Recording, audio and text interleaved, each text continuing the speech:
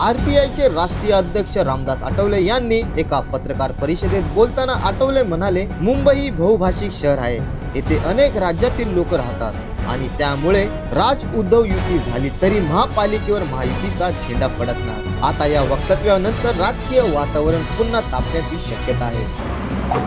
मला तर वाटतं की मुंबईमध्ये आमची महायुती स्ट्रॉंग आहे।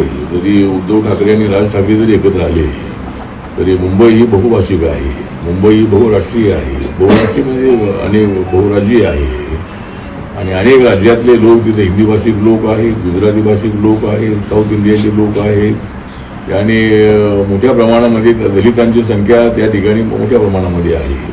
मराठी दलित आणि बाकीचे दलित आहेत। त्यामुळं उद्धव ठाकरे आणि राज ठाकरे जरी एकत्र आले तरी त्यांना सत्ता मिळणं शक्य आहे। यावर तुमचं काय मत कमेंटमध्ये नक्की कळवा। पाहत जागृत, रहा जागृत, जागृत महाराष्ट्र न्यूज, मुंबई।